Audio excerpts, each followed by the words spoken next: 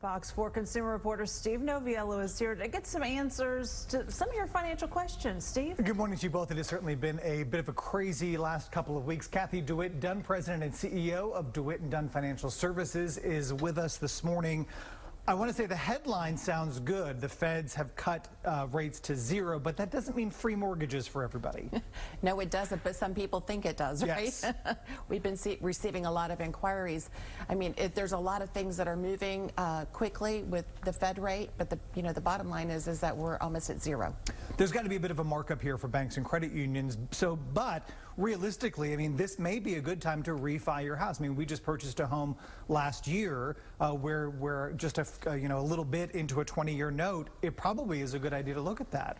Absolutely, and we were just talking about that, right? So the rates are really low if you've got a great credit score and you're employed and you have income coming in. That's definitely the first place that you need to start. Can I reduce my monthly obligation to my loan? Right. Because that loan is going to be for perhaps 15 or even 30 years in some cases. For sure. And of course you want to make sure that you're looking at things like closing costs and whatnot to really calculate how ahead you're going to be. What about credit card rates for folks? I mean, should we see a reduction in our interest rate?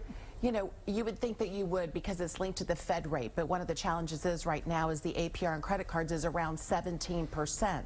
So you may see a reduction in interest rates, and you might, depending upon your credit score, you may get a come-on rate in the mail, sign up 0% interest. For sure. But make sure right now that you're not overspending, and take a look at your budget that you should have employed at the beginning of the year, and don't spend more than you make, and make sure that if you're going to use your credit card that you pay that bill off on a monthly basis, because you don't want to get behind at the end of the year. For sure. We're also seeing certain banks and institutions start to do things like get rid of fees for early withdrawal from CDs. People need cash right now, particularly those whose jobs may have been affected by what's going on right now with COVID-19.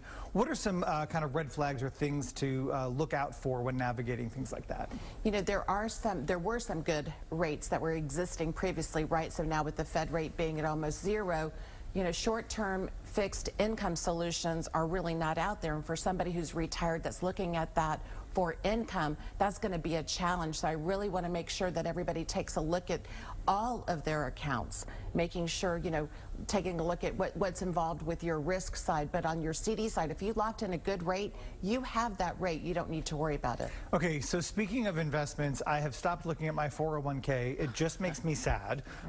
You're so young. I was doing really well. You're very kind. I was doing really well. But my target date is, 2040, for retirement. So I know we hear it a lot, but do we just kind of ride it out and see what happens?